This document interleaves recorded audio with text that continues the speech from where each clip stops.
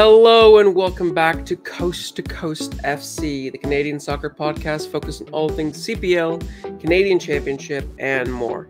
My name is Felipe Ojejo. And I'm Mike Rice. And we're back for another episode, another recap of the match day. Unfortunately, we were not able to do it last week because Mike was feeling under the weather and I was having the time of my life down in California. For those that weren't following me on my socials, I went to go watch a Copa America match between Colombia and Brazil. And while the experience itself was incredible and truly one that I will remember for the rest of my life, it did leave me a little unwanted gift in that, I got my turn. Mike got a case of COVID last week, and then even though we're on the other side of the world from each other, I decided to get sick. We're in sync. I decided to get sick, in solidarity with you apparently, and I got my own bout of COVID that I'm currently recovering from, but we didn't want to make it too weeks in a row without a little bit of an episode, so I'm gonna soldier on through here, and maybe Mike will do a little bit of the heavy lifting at times.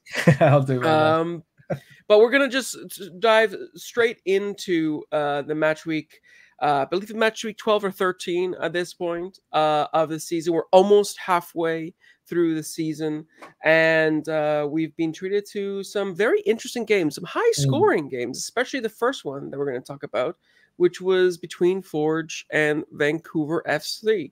That one finished 3-3 at full time. And even though I was in a pseudo-catatonic state when this game was going on, just kind of going in and out of lucidity, this was actually a really nice match to kind of keep me awake just because of all the action that went on. But as we are continuing in the format that we started to do in the last episode, where we're going over some of the biggest points, we're going to start off talking about a point from Vancouver. And it's the fact that Vancouver, they never really say die, do they?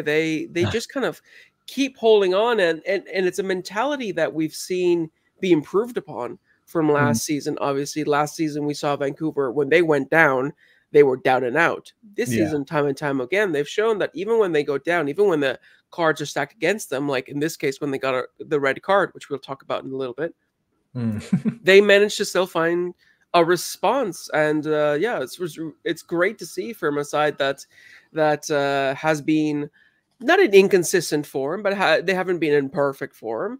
To be for them to be able to still, give a lot of goals, take a lot of goals. One of the most entertaining teams in the league, and they just are able to be, sort of put on a show, and that's what they did in this match against Forge. Yeah, it was really exciting. Great one to they win the first half, get the 2-1 lead, and the goals were nicely spread out, so it kept the entire 90 minutes pretty exciting. And Callum Irvin, he was my man of the match week. He was one of the obvious ones again, I think, with absolute heroics throughout it. But Vancouver looked a little bit more like each week we see them, like we've said, they're not perfect still. They're still learning. It's halfway through their second ever season. So, we're not expecting perfection and from them. But they did look like a team that now, even without Moses Dyer in this game, they look like a team who aren't panicked if they don't get a whole load of chances. Especially when they went down to 10 men, they were working hard, and they're working hard defensively. But when they were going forward, they would counter, and it would be quick. But they're not getting into the final third and thinking, well, with the obvious exception of that incredible finish from Gabby Bitar, they're not getting into the final third and thinking, God, I've got to hit this soon just in case the chance goes. They're making chances, and they're trying to make quality chances, which was really impressive in this game, because they had their backs against the wall a lot. Forge did force them into a lot of defending, a lot of really good defending. They set up really well. And at times you can look around the league, and at times Vancouver themselves, you counter attack and it can get rushed and it can get a bit panicky because you're desperate to try and get a shot away. But they just looked a little bit more composed in this one for me. Yeah, and I think it's something that is sort of put forward to, I think, by the coach in Afshin Ghapi, because he's been talking about a while that his team needs to be more intense. This team needs to be more focused and more concentrated. And I think that this is a game where they kind of demonstrated that they are able to do that, because, you know, you're losing, you're down to 10 men, you go from being up 2-1 to losing 3-2. And a lot of teams will kind of just like sit back and not sort of admit defeat, but kind of, they, like you mentioned, the teams might be frantic, they might be undisciplined, they might try to do it all themselves. But Vancouver kind of stuck to their game plan, and they pressured Forge even though they were a man down, and that's where they sort of forced that mistake at the very end to get that equalized. And I think that is a perfect example of the kind of shift that Vancouver's had. And incredibly, even for maybe fans listening, is that it still wasn't enough for Afshin Ghapi, because afterwards he mentioned that this team was still missing a little bit of that, because they had a free kick in the last minutes of the added time, and instead of trying to use it to go and attack and score the winner, they kind of just used it to kill time. Yeah, which a lot of people would think that's smart, because you're a man down, you don't want to go and concede. But for Afshin, he's relentless. He wants his team to always go for the win, regardless of the situation, regardless of what's in front of them. He always wants them to go in for the kill. So I think, you know, that mentality must be rubbing off a lot on the players, because you're seeing them sort of step up a little bit more. And especially, you know, we mentioned Gabby Bittard. It was a fantastic goal, easily probably going to be up there with one of the goals of the season, the way that he just thrashed that into the back of the net. Absolutely no chance for Koilalat to have any semblance of hope of saving that. But I really liked him in this particular game, not only because he embodied that sort of mentality, but also because he had a more of a central sort of 10 role that we saw him have more towards the end of last season, with a new formation switch that Afshin's done. We haven't really seen him kind of do that as much this season. He's kind of being played more out wide. Seeing him in the middle reminded me of why he was so good at the end of last season. And he made good in his chances, not only with the goal, but he was like, Vancouver didn't have all that much possession, especially in the first half. That was mostly Forge. But when they did have possession, it was mostly through him. It kind of went through him, the ball, and he was sort of pulling the strings for Vancouver in the attack. So I thought that he was really, really good overall in this performance, and again, embodied that sort of mentality that Vancouver had. Yeah, he was great, and I like the change to bring in Bar right mid. Like they did make that right side quite. It's that sort of weird thing. Like, you've got two sort of defensive players playing on the right hand side, which did really well at limiting how much Daniel Parra could get into the game, because he's been so good like this year, especially in the like with the ball. But these guys, like putting these two defensively quite well-minded players up against him and Badivanga, they did really well. But they're also not really traditional defensive players. They've got a hell of a lot of pace, so they can still get forward. I thought it was a really good way of setting up that side of the pitch. I think they looked at that and said, like, that left-hand side is probably one of the most dangerous parts of Forge that can just change games within seconds. We have to get something there that's going to work out, that we can combat what they can bring. But it also doesn't mean that we're losing that side to just a defensive role, because these guys have got so much energy that they can do them both. No, exactly. I think that's a fantastic point, because it was really smart for Afshin to put Ba on that right side, because him as a right mid, it kind of gives the best of both worlds, because we know he's defensively apt, because he's played mostly at right back in his career. But he's also quick moving forward, and he's got good positioning. That's why he was able to get that goal that he scored a couple of weeks ago, and he's had those opportunities to score more often. And then you pair him with James Cameron, who himself was a forward before he got converted into a fullback. And you have two players that know sort of both sides of the coin of attacking and defending. So I think that they nullified as much as they could, you know, Parra coming to support the likes of Badivanga and Borges, and kind of temper that left side for as much as they were able to. And I think it was a really, really good performance from those two and the team overall. Obviously, there were some moments where they kind of let Forge kind of take too much of the reins, too much control, and Forge start to create a lot of chances. And let's be honest, it could have been a very different story overall if it wasn't for Callum Irving being the incredible goalkeeper that he is. Yeah, there's so many great saves in that game. Again, like we've said it plenty of times. Like last year, we praised goalies a lot last year. I think they well deserved. Callum has continued it again this year. Like hasn't let off, and he is incredible. I mean, Forge really should have won this game. Like especially with the red card that we'll talk about later. They had the chances. They make the pitch. They make the pitch so big, and it is quite a big pitch anyway. But the way they were building up, Vancouver were able to to condense it almost and force them into sort of pockets where they couldn't really spread the ball and move around a lot. And I think a lot of that is Vancouver doing really well in those stages. But I just think there was a little bit, Forge just weren't playing quite at their best. I don't know if they got one eye on the next game coming up this week. Quite as clinical as maybe they could well be, and the laziness for that to concede the equaliser rightly and the defensively. I get the impression they didn't think that Vancouver would pressure them. Like the guys on the ball there just thought like they're nearby, but they're not going to come and do. Oh shit! Like all of a sudden, like having to deal with something. I think they took their mind, like they just were wasting like the opportunity to build up by completely underestimating what Vancouver might do at that point. Yeah. I mean that's pretty much the story for Forge. And then their second point there is just that they were just. It's a trend that I've seen in Forge and I've talked about with Forge is that it doesn't feel like they're focused and concentrated on it for the whole 90 minutes. They have periods where they're kind of like you mentioned, like a bit too casual, a bit too lazy, maybe just like I don't know if they have their minds somewhere else or something, but they don't have that kind of just intensity in their focus as we've seen in previous seasons right now, and it's costing them. It has cost them before, and it's continuing to cost them.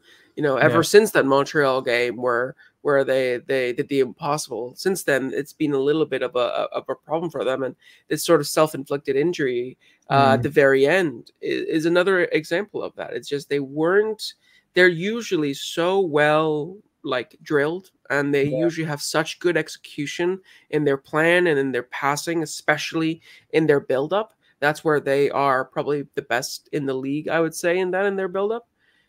That for them to be so lazy in it right at the end when it matters most is something that I know is going to piss off Bobby Smirniotis so much. Because that's supposed to be their bread and butter. And when you mess up your bread and butter, you're going to get an earful from, especially from a middle-aged Greek man. Oh boy, I can only imagine if I could be a fly at the wall. In that locker room after the game. No, not at all. So I feel like for Forge, they're going to be. I'm pretty sure I read afterwards that Bobby said basically it felt like a defeat. Not even like a draw. It felt like a defeat. And honestly, I hear it. I understand because you had the man advantage. You had the lead. All you had to do was hold on. You were at home, right? Everything was in your favor, and you messed it up. There's no one else that you can look towards except yourself, the players that they messed up. So it's something that, again, it's one of those things that it's just a little bit of a lack of concentration. I don't know exactly how Bobby will be able to remedy it because it's not something that you can necessarily train on the training pitch. It just kind of has to be from within the players and within the team and the mentality. So, I mean, especially with, we're going to talk about it at the very end, but with a huge match on their horizon, they need to get it sorted because there will be teams that will punish them, and it won't just be a draw. They will lose games because of this. So they need to be able to find a way to kind of shape up. Yeah, definitely. Maybe, like I say, it might be one eyes on the next game, and they're not like, once this Canadian Championship run, whenever it is over, when it does come to an end, then they click into, right, let's go and win every game and go into the playoffs on form, like we've seen so often. But yeah, despite that, whether that happens or not, whether it is that they're looking ahead, they're not doing themselves any favors, like in ensuring that they get a spot in the next game, like some of these defenders. So. Very true, and especially with how tight the league is right now, they gotta make sure that they are not slipping in the table too quickly, because you can't really afford it right now, approaching the halfway point. No. But we do want to talk about the for our last point here. We do want to talk about, probably the biggest moment in the match. I mean, with 6 goals, I think it's hard to say that it was the biggest moment, but one of the most turning points, one of the biggest turning points in the match was obviously the red card that was given to Vasco Fry. And I think we have 2 different perspectives on this that I would love to talk about, because you, sort of from what I gather from the notes, sort of are talking about how Vasco Fry might have a reputation that is affecting the way he is being treated by the officials. Yeah, I think he's forcing decisions the wrong way for himself with the way he plays the game. I really like Vasco Fry. I really like him as a player, and I like how he goes about the game.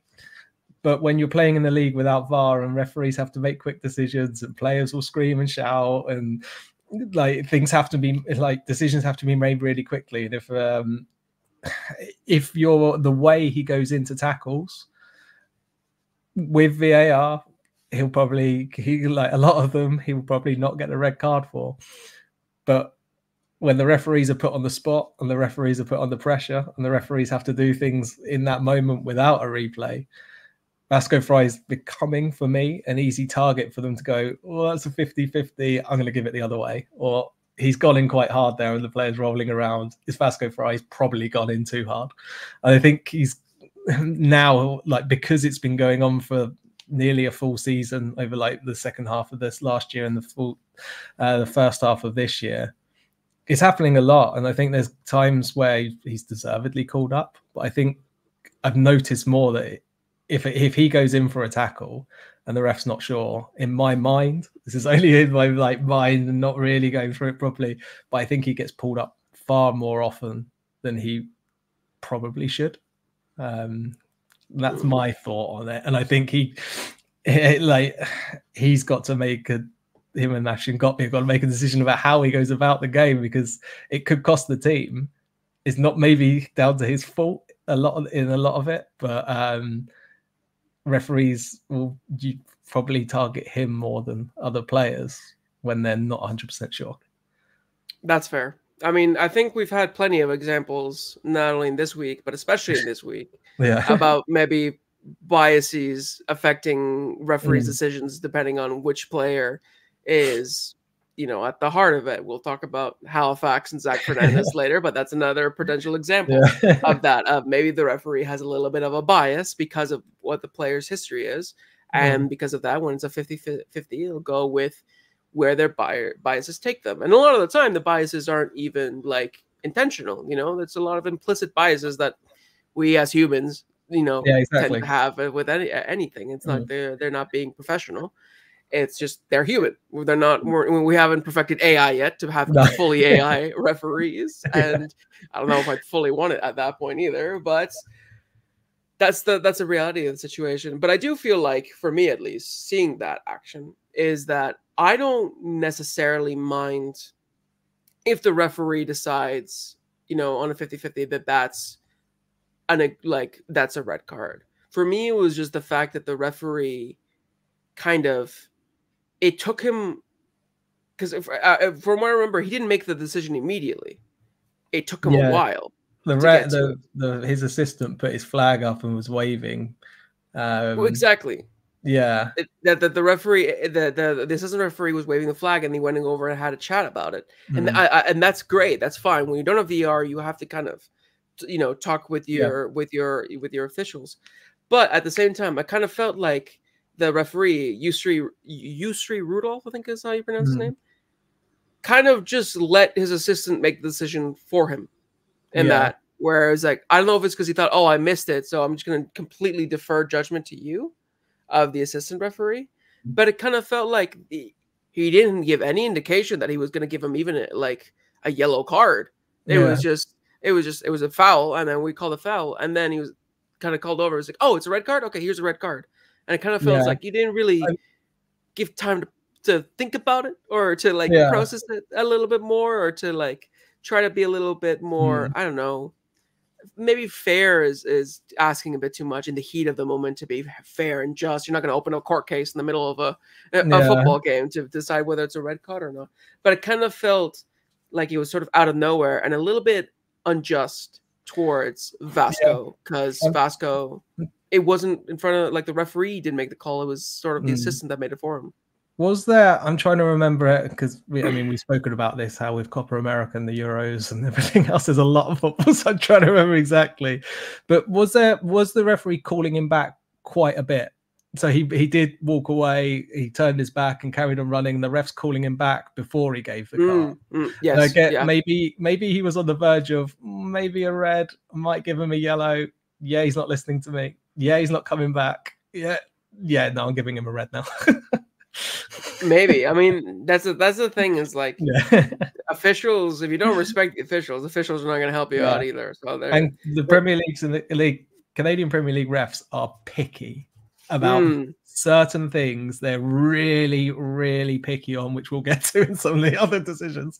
But they're really forcing certain things with blinkers on, complete blinkers. Like, it's like, yep, that's what we're clamping down on, so we're giving it. Like, there's no thought behind it. It's bang. No, that's one of the things we've been told. Yeah. So that might have come into play. I mean, either way, I don't think it was the correct decision. It didn't look that egregious on the replay. We have the luxury of having a replay. The referees do not. Yeah. Let's not open the can of beans about VAR and CPL, because if that will be here all day, and I know it'll be a topic that we're gonna have to touch on later on this episode and later on in the season. But it did feel like it was a little bit harsh for Rudolph to put on Fry. I just think for a player who's going to be doing a lot of work against the ball, he's going to have to think about how he goes about his games if he wants to avoid some possibly unnecessary suspensions.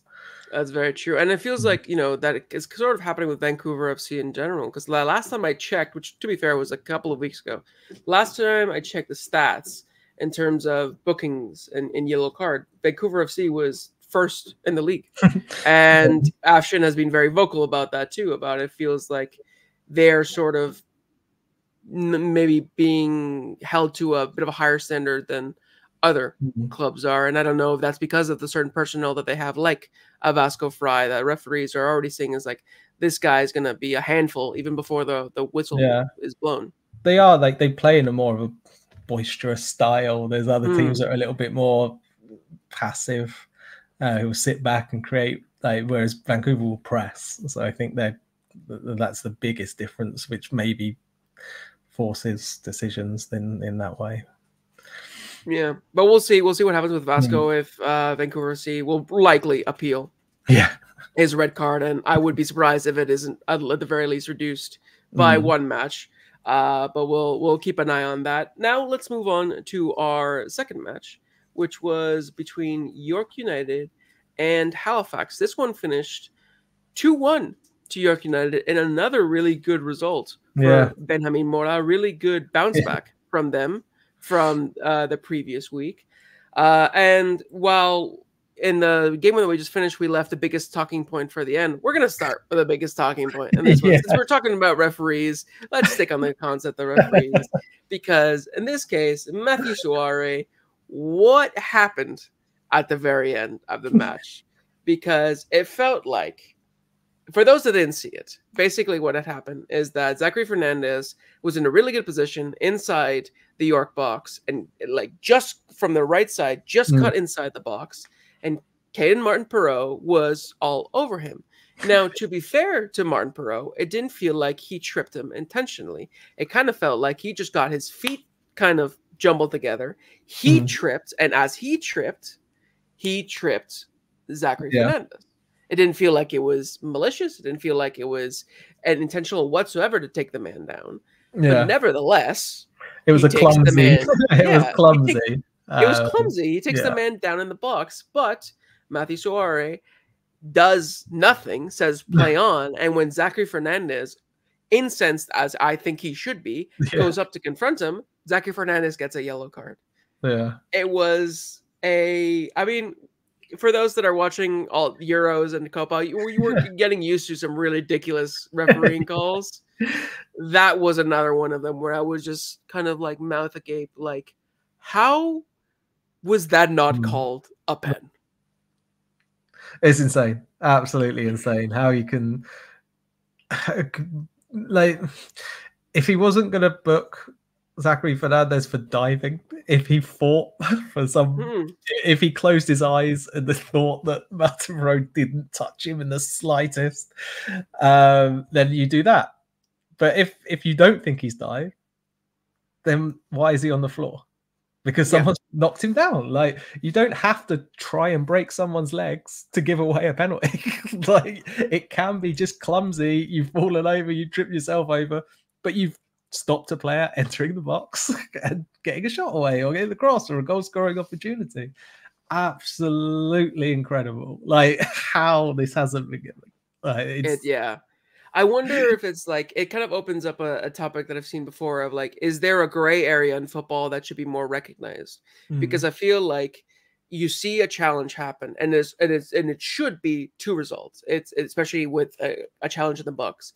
It is either a fair tackle, and if the player falls and tries to call a penalty, then it's a dive and you give a yellow card, or it's not a fair tackle and you call the penalty, and depending on the severity of the challenge, you give a booking or not. But I wonder if it's another case of like, should there be a third kind of gray area where it's kind of like, I think of it in like racing terms of like F1, where sometimes in F1 it's just called a racing incident, where there was something that happened and it cost maybe like a racer to retire from the race or anything, but it wasn't like anyone's fault really. So no one's getting penalized for it. It's just kind of being acknowledged as like, it was a 50-50 and it just happens. And I feel like in football, you do get some of that, but it's kind of like unwritten, or it's like not really talked about. And then in moments like this, you kind of are left feeling like, well, there should be in the books, there should be only one of two options. There isn't any really option for the third one, which is with the one that we saw, which is why a lot of us were incredulous of. You're saying waving play on, but you're not booking the man for diving. You're booking him afterwards for his complaints. It was just kind of like another case of like, I've been feeling this a lot lately with refereeing across all competitions, where it's like, do I even know the rules anymore? Do I even know how things work? Because it feels like I'm watching it with my eyes, but it doesn't compute in the brain. So yeah, I was just so confusing on how that wasn't called. And then I don't know if you saw Patrice Geyser's post-match remarks about this, but he did not pull his punches on them. When asked how Halifax might bounce back from a result like this, he said, and I quote, "Make sure that we don't get someone that affected the game. I'm not saying who, but someone that was other than the 22 players. If we don't get him, we'll be okay." I wonder who you're talking about, Patrice. You're not really being all that subtle. He's learning to be a bit more tactful in his second year. I guess. Out. I feel like you're really towing the line there between getting fined or not, where it's like you're not being explicit, but you're being heavily implicit of who you're talking about. But at the same time, I can understand. I mean, that was asked minutes after the game ended. Halifax are in before this, we're in a really good but yet vulnerable, moment, because as he mentioned, at that point, it was all about momentum. That's such a rough start that had such a toll on them, mentally, psychologically, that now that they're winning again, they haven't yet won enough, been on enough of a good roll for them to kind of ease back into stability. It feels very much like they're kind of still like grasping at this, being like, finally, just kind of maybe not too frantic, but kind of still like, it's something that maybe is fleeting. And so they're vulnerable to have another, not slump, but to be impacted by negative results. And then this happens where you could equalize, you arguably should have equalized with the chances that you had, and instead a bad refereeing decision denies you that, and you come away with 0 points when you're already still bottom of the table. So it's sort of understandable. Do you think it's a bit too far from Geyser to make comments like that, or do you think it's normal? Yeah, I guess so, because you can't slate a ref in a press in your press conference. It's not allowed. So you got to be really careful what you're doing, and you want referees to come back and to try and improve. As if you're having a go at them, they're probably not going to be all that happy. But I can like that decision. I can completely understand why he's so upset. But I mean, York were the better team for a lot of this game, though. Yeah. So there's also that. There's one incident, but then there's also about sort of at least maybe 70 minutes of this game where they were very much second best.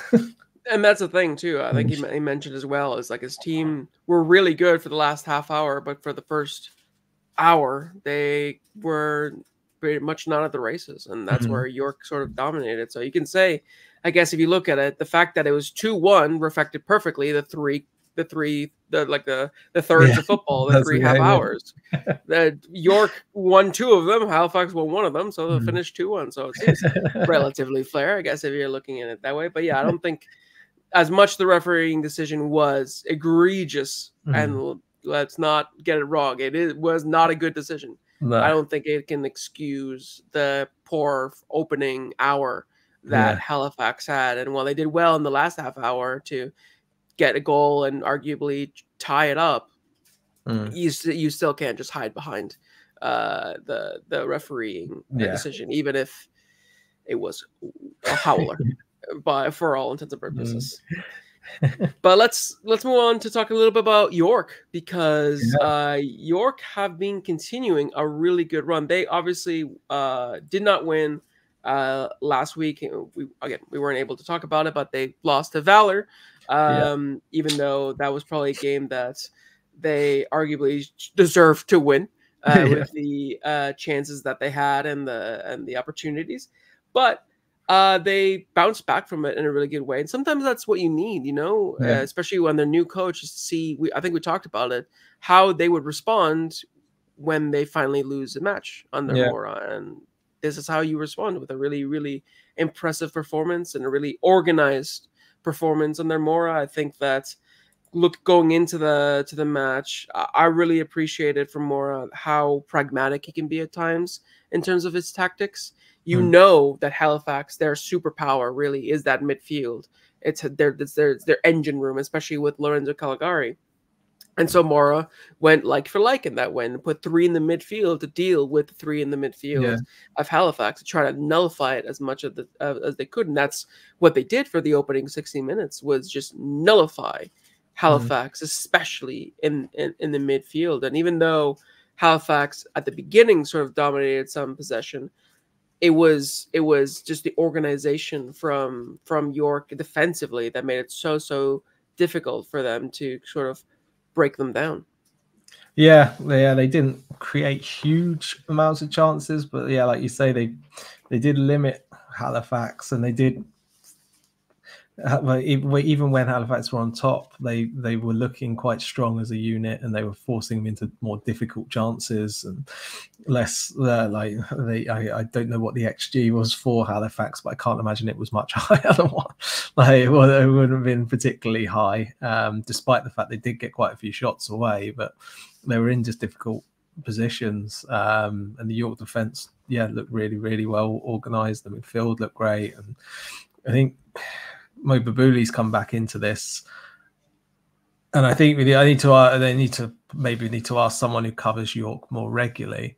But it does feel like Babuli's now back in here, and maybe he wasn't playing quite as much because he was still they were working out the role for him, because he's gone from Martin Nash going, just give it to Mo. Like, that's if you can, give it to him, and Mo, just go out there and do what you like, to now he's got to fit this system. And maybe he's been a bit of a struggle of really identifying where he will be best positions and like but I thought he was really good in this one. Like, working for the team, genuinely, it looked like, okay, we found the role for you, and you found the role for you, like that will work for you as well. And it seems like a little bit of the two ideas are married quite well, compared to like just throwing him in and saying, give that a go, and will it work? Do you trust him? And it seems like there's mutual trust from both sides. Maybe I'm overthinking and overlooking some of that, which maybe asking someone who covers York more regularly might tell us. But I mean, that's how it looks to me. Does it seem like that to you going into this one? Yeah, no, it did. And you look at the way that Benjamin Mora has been able to sort of reorganize this squad, because it's always tough to kind of come in with a new formation, a new identity, but to be able to bring this team into the form that they've been able to show so far. And in this particular match, to have that sort of tactical news, to understand what you have to do to try to not only stop the opposition, but to best, cater your team to succeed as well.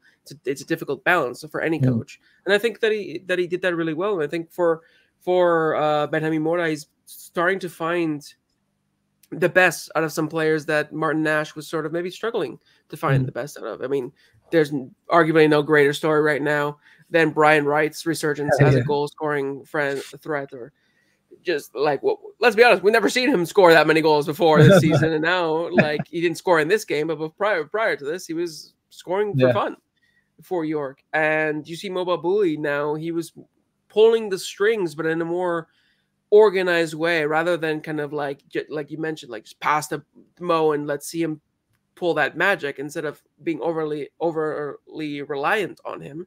Now we're seeing him kind of like fit the system, and he can still shine in it, like I feel like he did in this match.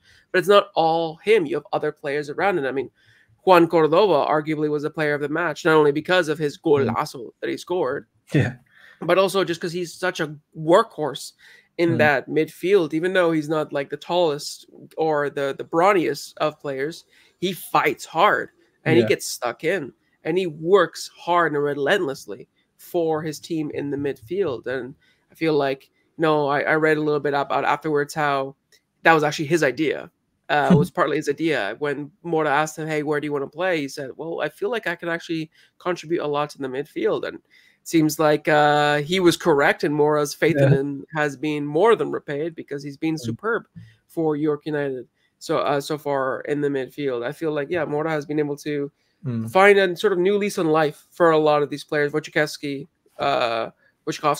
rather, is another one who has been really good. I mean, he was the one that built up. He got the goal in the set piece. Horrible set piece defending. Oh my God. Horrible set piece defending. It's the same thing as I think it was Vancouver. Vancouver and Halifax both have horrible set piece defending on corners in that opportunity. Wow. But regardless, he was there. Wojciechowski got the goal, did well to get there, and then he was the one that sort of was the setup to Cordova's goal, as he got the ball and kind of like shimmied his way into the box, and that's where Cordova got the opportunity. So I feel like Benjamin Mora has been able to find just sort of the right balance of things right now, and I don't even think it's new manager bounce anymore. Like, I know we were tripping into that a few weeks ago. At least for me personally, I think this is just him doing well. There seems to be like mutual trust from the players and the coach. Like, he's giving them his trust that they can perform to what he's asking them, and they trust him with the instructions he's giving them, which I don't think was with the previous manager. Like, I don't think there was a full trust on the identity and what they wanted to be and how they were going to play. No, and I think that's one of the biggest reasons why Benjamin Mora was brought in, is that to be able to impose that, and it's bearing great fruit right now for them. Hmm. Now the question is, moving on to our last point, is can York keep this up? Because after this most recent victory, they're up to second in the table, incredibly. They are second in the table on 20 points, having played 13. A little bit about more on their position right now. They have a 0 goal difference. They have scored 19 goals, and they have conceded 19 goals. So another similar to Vancouver FC. I honestly think Vancouver FC and York United are probably two of the most entertaining sides. Yeah, they have been good games usually. Yeah, because they're going to score a lot of goals and they're going to concede a lot of goals. So you're going to get a high scoring match. Yeah, either way. But yeah, York United are second in the table. Granted, and again, this is not like the second match week. We're almost halfway through the season, so it's a really good position to be in. But granted, it is very, very tight in the table right now. Between second and sixth, and sixth is outside of the playoffs, there is 3 points difference.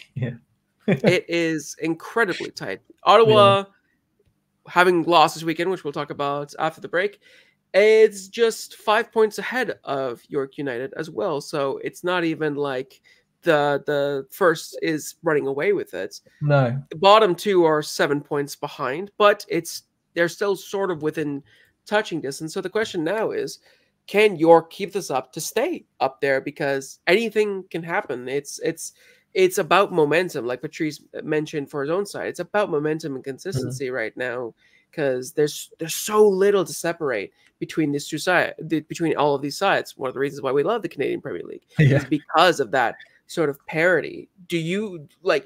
For me, I know that it'll rely a lot on their home form, which has been probably the best home form of out of anyone in the league right now. They've had 5 wins, 1 draw, and I think 1 defeat. The opening day defeat to Forge, where they lost 3-0 as the defeat at home.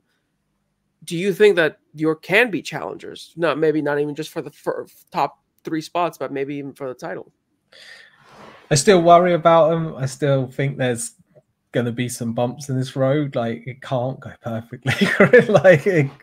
like for a new manager coming in, like, I think that it is going really well, though. I wouldn't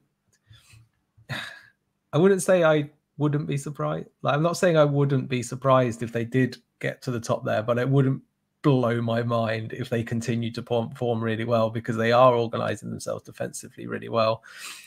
Can they continue to score goals will be the question. But that's the question for about 6 or 7 teams in this league.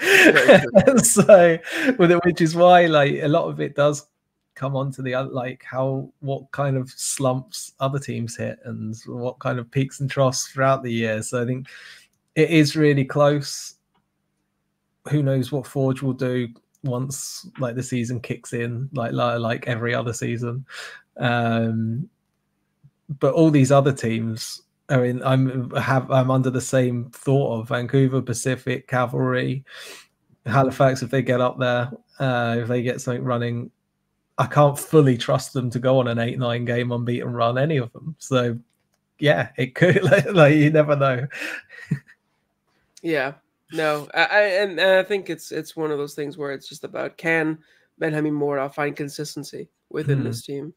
And if he can, then they can probably go a long distance with them, within the league. And it's just about how far can he take them without it being fully his team. You know, I think we'll have different expectations for him in the next year when it is fully his team and he has, say, on full transfers and everything.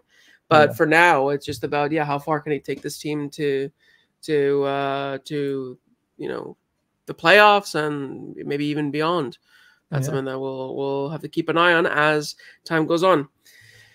But before we go for a little break, where we're going to bring you some audio from head coach Tommy Wilden Jr., we're going to talk about some of the news that has happened in the last couple of weeks. Specifically, unfortunately, it's not happy news. It is some injury news and beyond. It is talking about some of the season-ending injuries. We've had 2 of them in quick succession last week. Julian Dunn for Halifax Wanderers, missed a trip to York and was revealed to be injured with a long-term injury that will keep him out for the rest of the season.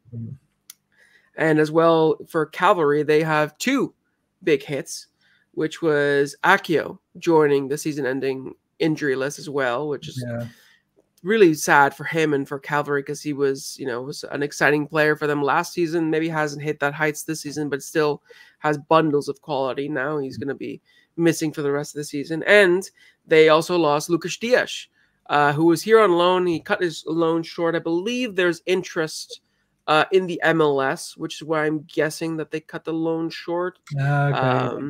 But that's my only speculation because I believe Tom Bogert reported on Lucas Dias having interest from the MLS. So perhaps that's why the reason why he was recalled early. But yeah, really tough blow from Cavalry. But they did respond quite quickly with a new signing, Nicholas Valling. German. They love to sign their Germans right now. Cavalry. A very direct and attacking winger from Germany. We're going to hear now from Tommy Wilden Jr. talking about his newest signing, as well a little bit on Akio and his miss and the rest of the squad's fitness. Nicholas Valling, yes, exciting. He's somebody that we've been monitoring for a while. Very much that direct winger that we probably feel that we need at this point. He's got a good record in Germany of creating and scoring. He fits the profile we're looking for, and as we've seen with our previous Germans that we've signed, they make an immediate effect. I think back to Julian Buscher. I think back to obviously since Tobias has joined us. Nicholas is of the same ilk where he's open-minded, speaks the language, understands our system, very tactically intelligent. It's now a case of once that window opens, he'll be able to play. Okay, so that would mean that he should be available for this weekend because the window opens today? It should have opened. That was our understanding, but the word is that the window's not opening now till the 18th from a recent communication with Canada Soccer. Well, and to touch on that about Willie, we're gutted for the lad because Nicholas was coming in anyway, not in place of. He was somebody that we felt could improve our attack, as you always want. Willie's one of those players that this time last year, when he joined us in the summer transfer window, scored 5 goals in 10 games, which was exactly the type of impact we needed to help us win these close games. Yeah, it's unfortunate, but we'll support him in his process. In terms of other injuries, Brad Camden is still missing. He's not recovered yet from an upper leg injury. Mushi, as we know, is not available till August. Gutierrez is back and available for selection. Mile Henry, Sergio Camargo returned all last week and still in good contention. Leighton Brooks recovering from illness but available for selection. So we're starting to get there. We're starting to get bodies fit and available for the running. So that was Tommy Wilden Jr. Just talking a little bit about his new signing and obviously the big loss of Akio. He did mention that he was hopeful that Valling was going to be available for the match against Valour until he found out early, because this was a pre-planned move. There was something that they wanted before Akio went out at all.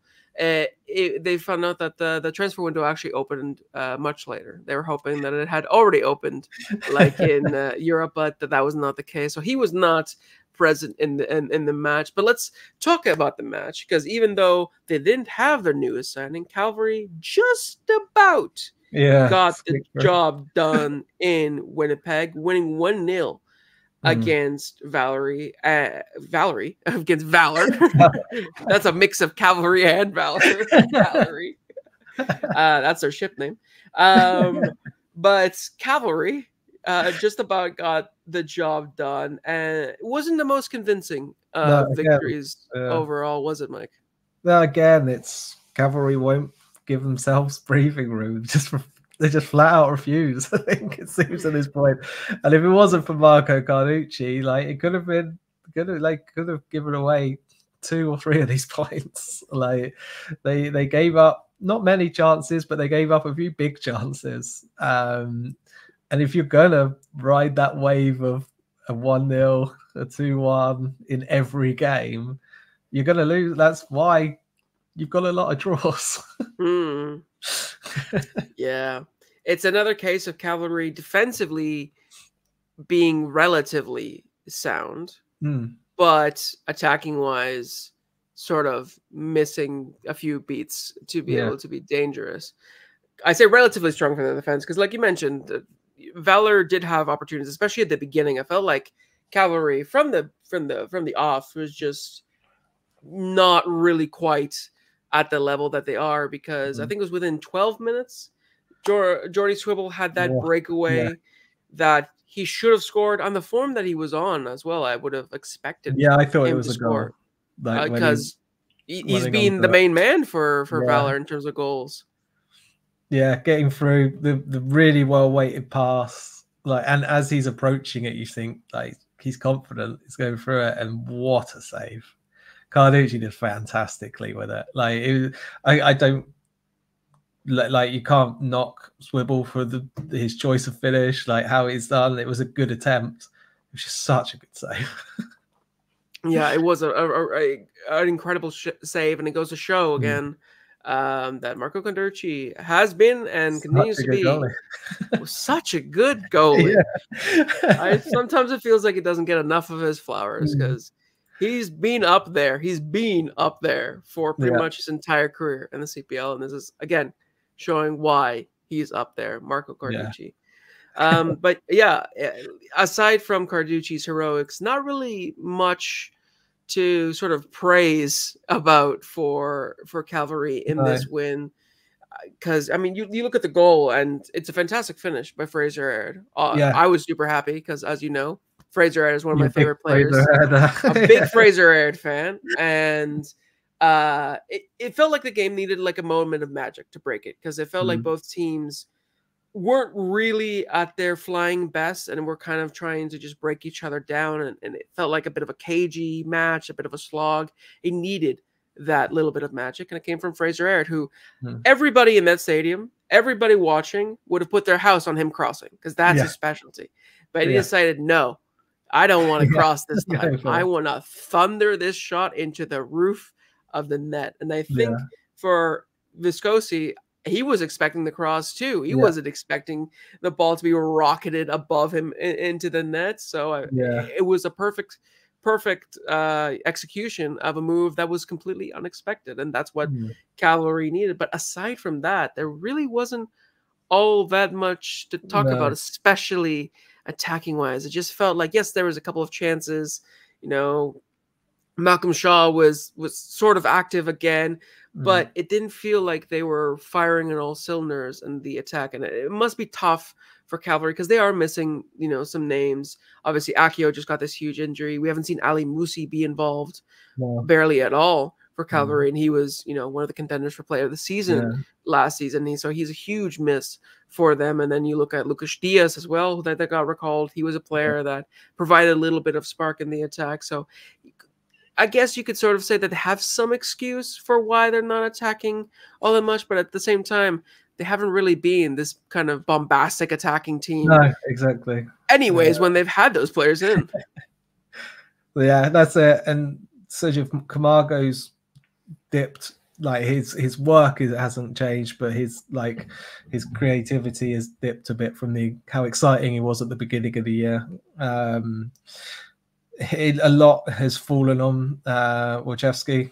Like everything's on his at the moment. He's the one who's putting in the work to try and get something going.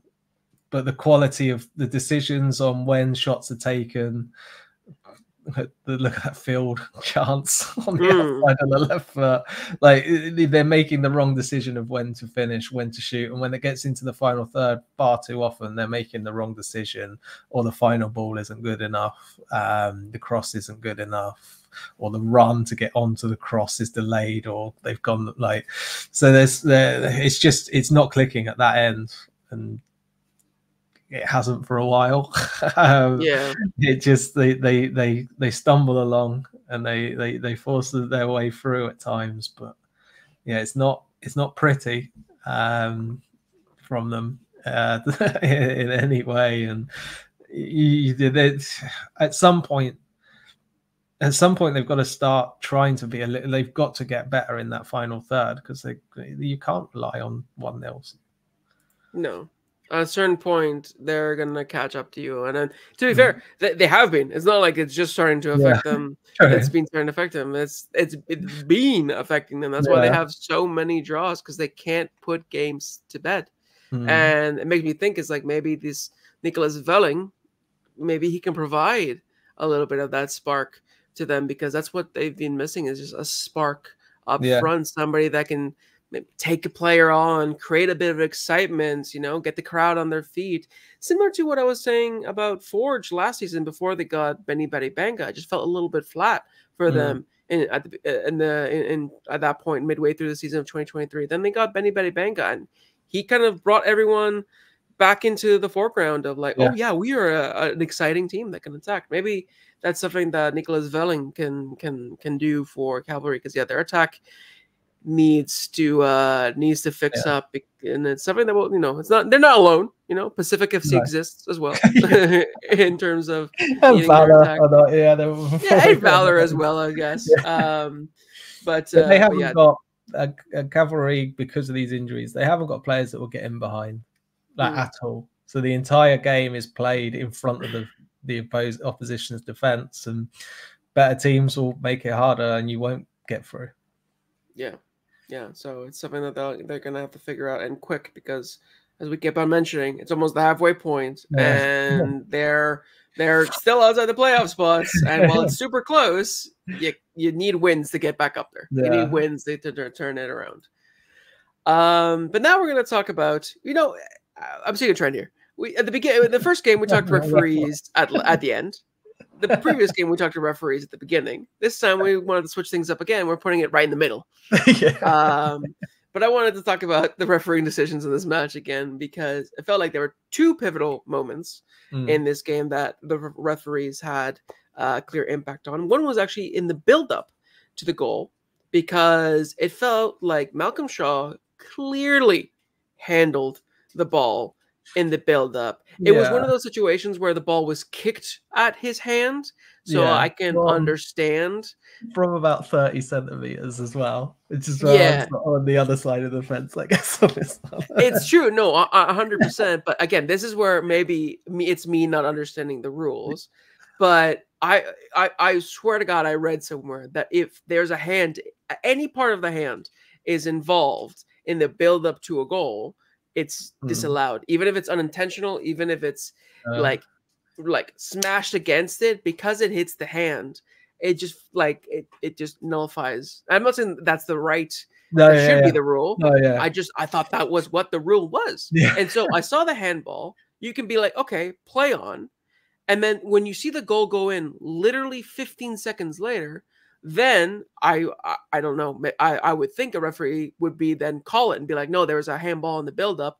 Unfortunately, that ball can't stand. It didn't matter in the moment because play sort of went on, but because a goal directly came of it, there's where it then matters, sort of retroactively, because that's where I've seen it be done before in different competitions. So I was just a little bit confused that the referee didn't care at all that it hit his hand. It wasn't even just like, because again, handballs, we'll talk about it in the last match. Handballs don't know how they work anymore in the CPL. Like the amount of messages we've received watching Euros from America, like from WhatsApp groups of just, I don't know what the rule of handball is anymore. What's a hand anymore? It's gone. So I'm very much now it's like I don't know the rule. Do not know the rule. So I'm just if the game flows, if it's not ridiculous, in my mind, that was good, because it just carries on. He can't do anything. I think he's more startled that, oh my God, Majessy's tried to obviously kick it over someone, but it's gone forwards instead of sideways. It's like, what the hell's happened? He's trying to take my head off. But yeah, handball's just ridiculous. Whatever game, like if you follow football in any form, it's just ridiculous now. So I don't know how it feels. It accept. feels like we're only going backwards with the handball rule. I don't know. I don't feel like it was this contentious back in the day, but I don't know. It so many times of going, it's got to be this, and then something happens like, oh yeah, but if it's this, but if it's that, and now it's just, I don't know. It just, like, you just have to accept now that there's going to be moments in games where something will be a handball in one moment, and identically it will be not given in the next game. It's just gone now. Yeah, consistency. Who is she? It's just not here for handballs. It's the last mystery of football, which will never be solved. Yeah, exactly. But then the second moment was obviously the red card offense, which was Roberto Alarcon's shove. And don't get me wrong, I thought the shove was petulant.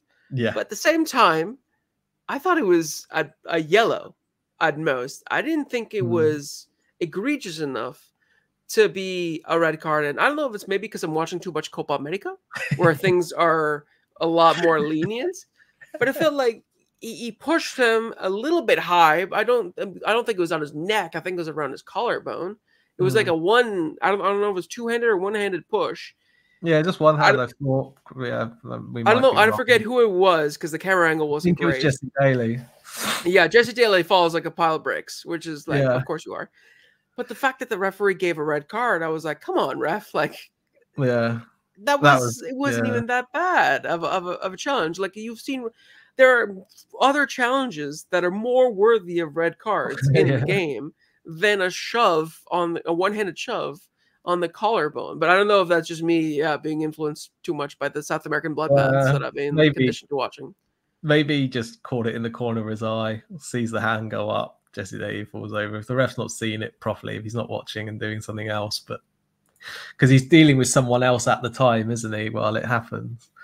Maybe he's just seen it in the corner of his eye, just thought, well, he's pushed him red. like maybe that's what he's come down with. But yeah, it did seem a bit, because I don't think like Jesse Daly went down like normally, like players will always, but he gets up relatively quickly, like looking around, going, that was like, it just seemed like it was just like, well, that was ridiculous. Oh, he's got a red.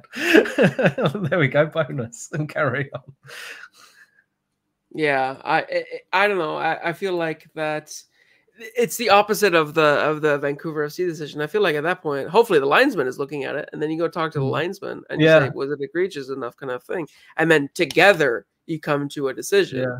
It feels like it was the other end where, you know, when the Vancouver one, it felt like it was the assistant referee making the decision. The referee was just dishing it out. In this case, it was just like the referee didn't care. It was just like, oh, I think I saw something. Well, if I think I saw something, here's your red card. It's like, yeah, exactly. A red card. Red cards are being dished out so easily at times. It's like the ramifications of a red card, ref, are big. It's not just you're out of this game. You're out for 3 games afterwards too. So it's like, come on. Give a little bit of a second thought to it. I don't know. That was just me. I thought that was not a fair red card to Alarcon, even if it was being a little bit petulant. Yeah. But closing off this game, let's talk about Valour. We've put it off long enough for you, Mike. But we gotta talk about Valour because, to be fair, I don't think they played that bad overall in this match. No. I think it was just a case of them missing opportunities and getting punished for not, you know, putting your chances away.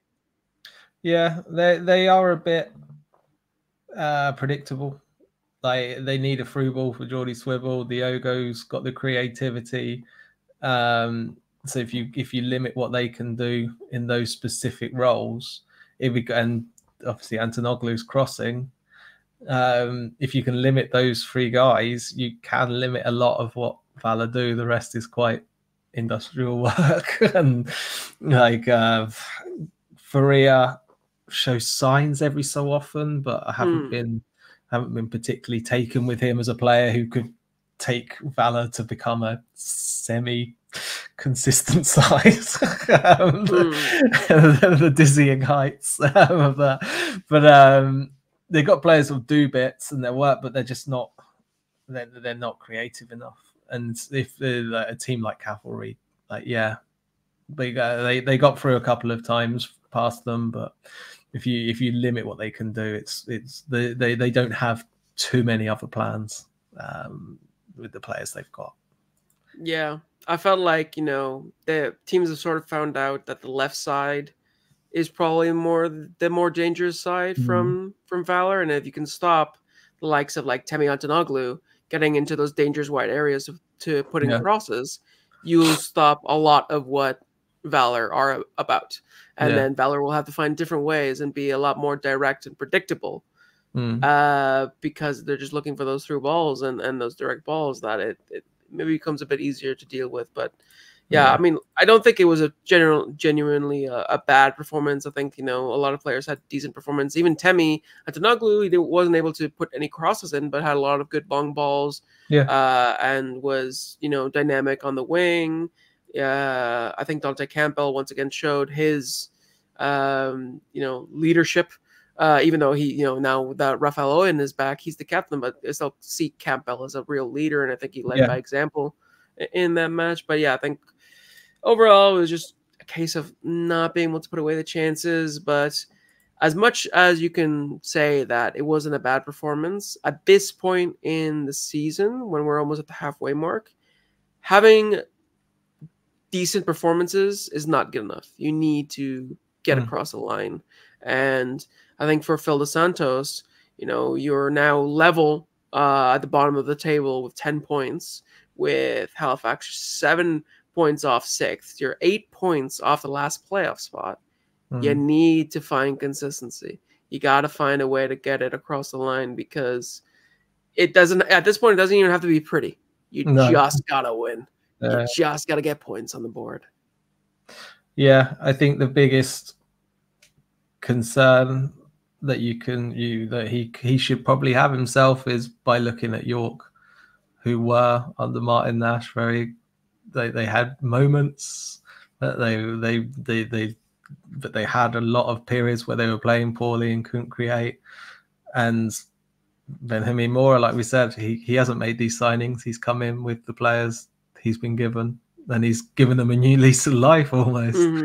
Like if the Valour higher ups are watching that, and depending on their plans for the club going forward, that's something that if Phil Dos Santos, you can't keep buying him new players. Like he's got a whole new set. So he's got to, like, at this point now, you've been given, he's basically had 2 separate squads over the last 2 years, last 2 seasons. If you can't get a song out of enough of them, you're the problem. Yeah. Unfortunately for him, he needs to work out a way of changing things, and he needs to work out quick. Yeah, because he has time, clearly, as has been shown by the amount of patience that the board has. But I'm sure their patience isn't infinite. No, I'm sure there's an end to the rope that they're giving him, and he'll be looking at how many more inches he has before some decisions are made. So we'll see what happens in the next few weeks with him. But let's move on to the 4th and final game, which was between Ottawa and Pacific. That one was another very tense match. This one, much more action in this one, even though it was the same scoreline. It felt like this one easily could have been up to the level of Forge Vancouver, at least in terms of goals. But it only finished 1-0 for Pacific. Zachary Baou scored right before halftime with a really well executed goal from out of nowhere, literally. But let's talk about Pacific, and specifically defense. Their defense, because goodness gracious, did they have to defend in this match? I just want to open it up by this one. I was looking at the stats because this was one match I couldn't watch all of it because, again, I was sick. I was in and out of consciousness at this point. But I looked more towards the stats afterwards and the highlights. This stat jumped out to me because I feel like it perfectly embodies how much Pacific had to defend. Ottawa, by the end of the 90-plus minutes, had 8 clearances. Pacific FC, at the end of 90-plus minutes, had 43 clearances. 43 clearances. Nearly one every 2 minutes. Nearly one every 2 minutes. That's ridiculous. That means they were basically playing volleyball or kickball for this match. It goes to show how much that they were defending, but you might think that they were frantic about it, but no, Pacific's defense actually looked, for the most part, pretty composed overall in the match, and especially having Gazdov back in goal, he was crucial to that. He made 5 saves in the match to keep his sides clean sheets.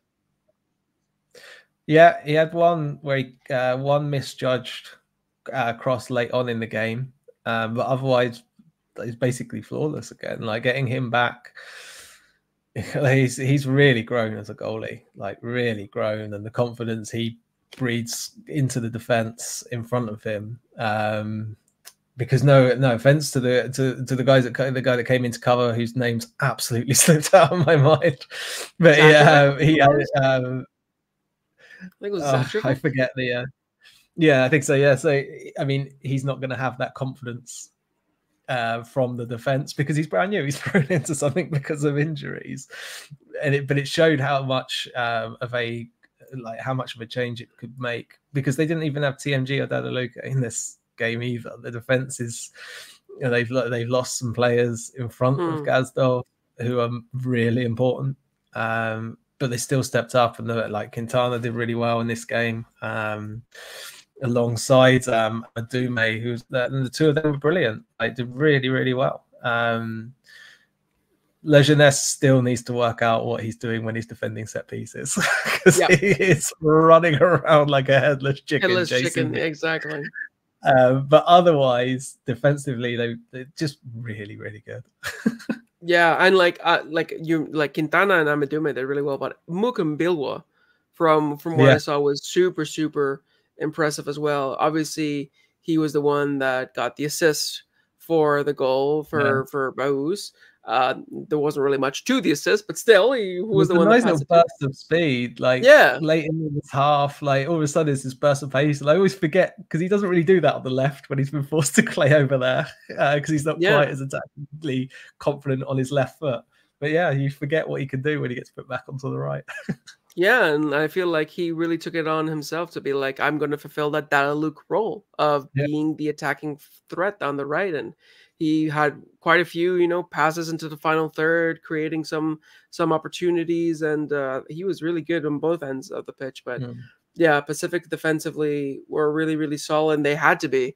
And it wasn't just even the defense as well; it was even the midfield in front of them that did a lot of the hard work as well. Yeah, I mean, it did seem like they were playing 5 defensive midfielders. They were. This was very much a 4-5-1.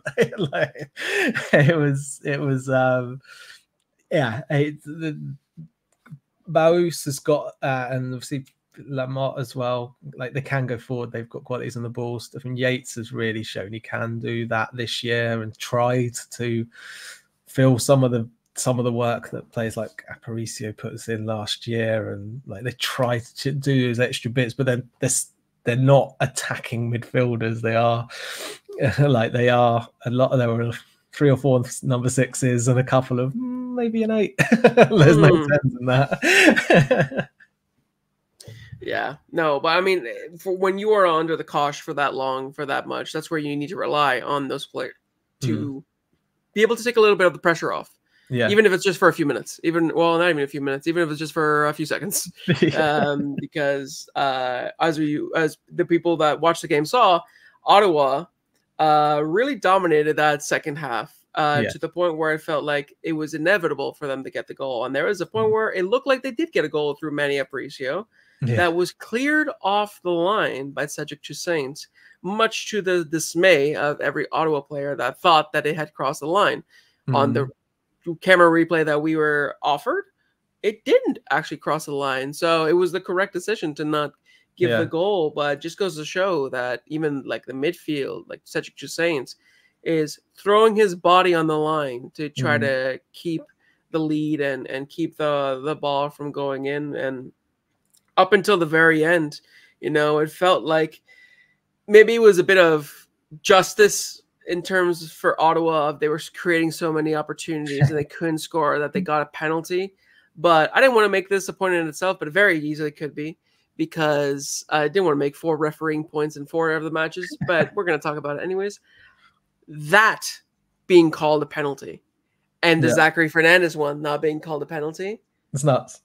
It's just ridiculous. Because I saw a comment on YouTube watching the highlights that was so funny, because it was Mukambilwa, right? His arm was literally right by his side, like where you're supposed to have it. It hits his arm as it's stuck to his body, and the referee calls for a penalty. That is just, I was absolutely mind-boggling.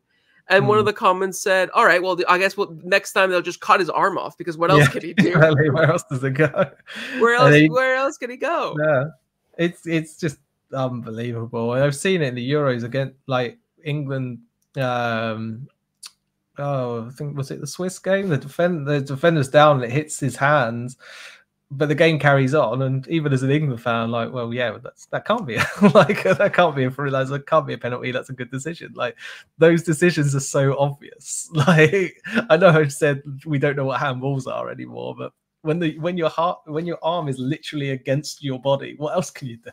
Exactly. There's nothing else you can do. So I don't know if the referee was looking at Ottawa like, I'll do you a solid here since you deserve to get a tie. But then apparently the hands of fate swung back the other way, because on a penalty call that shouldn't have been a penalty, Ollie Bassett stepped up, and you would expect Ollie Bassett to put that away. That's usually, again, something that he's very, very reliable on. But the brother skies it. Well over the bar. And then we gotta talk about the celebration from the Pacific players afterwards, because that was embarrassing. That was embarrassing and so unsportsmanlike. School exactly. I mean, granted, one of them was I can't pronounce his name, Cavalry, which is like the exceptional young talent guy that they signed. I think he's like, so he is 17. He is still a kid, so you can sort of excuse him. But like Sean Young came over as well. And it's like, come on, guys. Like, Ollie Bassett is on his knees. He's in the worst moment at that point, and you go up and laugh at him.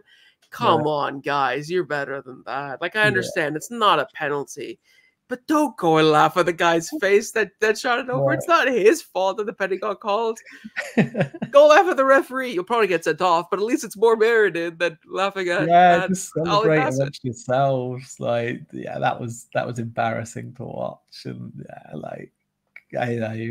I'm really glad Pacific got the 3 points. Like, and I'm glad for them that the penalty didn't get converted. But I'm with you. That was bad. That was pretty bad. But it was a very unfortunate for Ottawa. And shifting now to talking more about Ottawa, it just felt like this was a match that, yes, you look at all of the opportunities that they had. You look at the stats. I mean, they had 22 shots to Pacific 6. 9 of them were off target. 8 of them were blocked. 5 of them were on target. 12 of those shots were inside the box. So it wasn't like they were just shooting from range the entire time. Only 10 of them were. While they definitely had the opportunity to score, and they hit the bar with Sam Salter, there was plenty of chances. They kind of left it too late for them to be able to turn it on, because the beginning that they had was too casual in my eyes. It only felt like they snapped back to their usual selves after they conceded at the beginning of the second half. Until then, they had felt like they were just kind of going through the motions and not really having that intensity and that drive that we've usually seen them play with earlier this season. Yeah, and there's moments in the game where they get to a point where I don't know if they go into their minds that they're in training and it's attack versus defense, and they forget the other team are gonna like, they didn't put pressure on Baus at the end of when he scored the goal. Cedric Toussaint hitting the bar, like, he had 3 players that would, like, I think 3 players going in for tackles with him, and he gets through because they're going, like, Cedric Toussaint did really well there, like, not to take anything away from him, but Ottawa got the men back. They've been trying to make it hard, and Toussaint shouldn't be able to get through all that and then hit the bar with a chance. It just seemed like their only minds are in, right, let's just get the ball and we'll try another attack and we'll try another attack. And they're really struggling with this low block. Pacific have done really well against them this year. And there's been games where if the team can defend and they are quite willing to defend for long periods, Ottawa look frustrated, like, and you can sense like real annoyance that they're not getting goals. Yeah. And it kind of felt like that's what it was at the end. It was just them being frantic to try to score goals, and they were piling the pressure on and piling the pressure on and piling the pressure on. And it wasn't like they were doing it poorly. Obviously, they had those opportunities. Yeah. But it almost felt like they kind of put themselves in that situation by not taking it as seriously from the beginning. I feel like if they would have had that mentality, less frantic, more organized, and a bit more disciplined from the first minute, they probably would have come away with the victory here and maybe with multiple goals, because it wasn't like Pacific weren't there for the taking.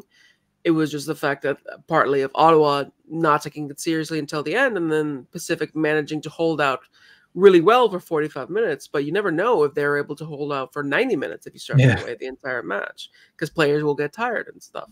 So I feel like as much as Ottawa definitely had more than enough chances to get a result from this, they can only really blame themselves for coming away with 0 points, because it was just missed opportunity, and especially with the penalty that wasn't a penalty at the end.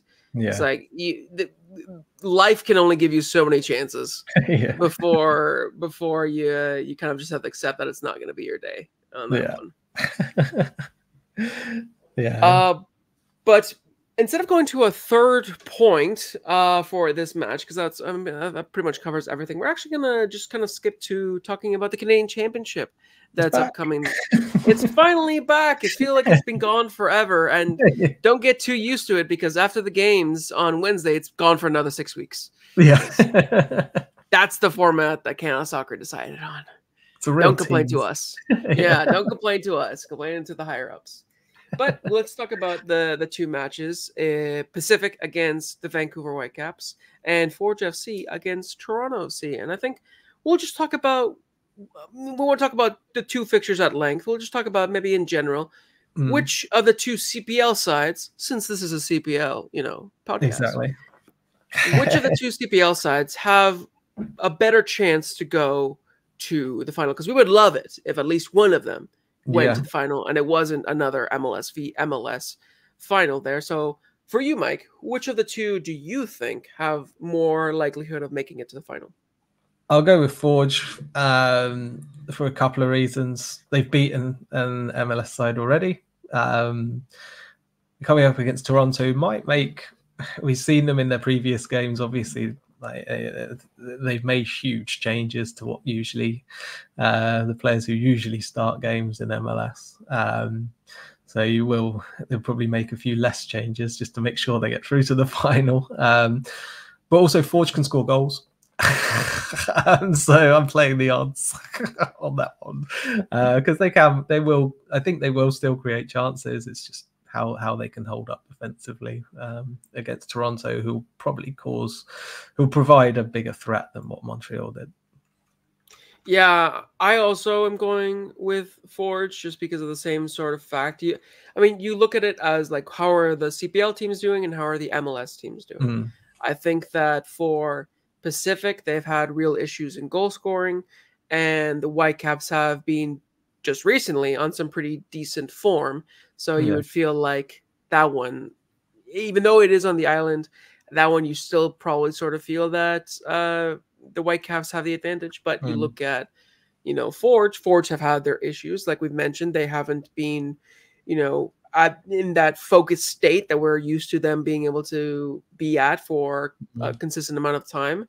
But even still, they are scoring goals. They have, I think, 13 goals in the last 6 or 7 games, despite having this kind of dip in quality, which goes to show how lethal they can be.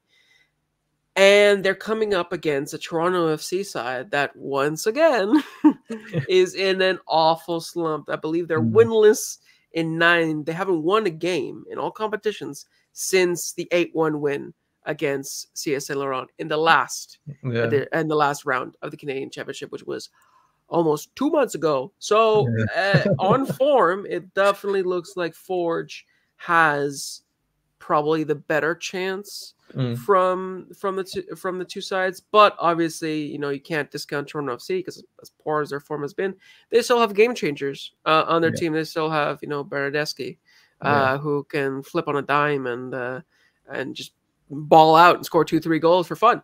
It just depends if he's able to do that on the day, if that's the Bernardeschi that shows up. But yeah, I feel like I would probably push Forge to be the more likely of the two to reach the final, and then Forge Whitecaps as a final would be amazing. But we'll have to wait until the second leg happens. So maybe our predictions might completely change by the second leg in 6 weeks. So take this with a grain of salt, I guess.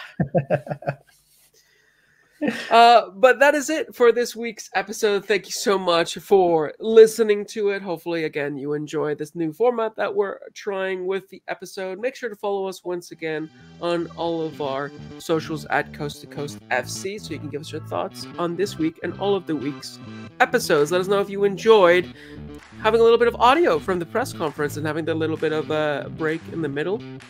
And also, the new format that we're running, talking about some of the biggest points from each game rather than the recap. But until next time, I'm Felipe Ojejo. And I'm Mike Rice. And this has been Coast to Coast FC, signing out.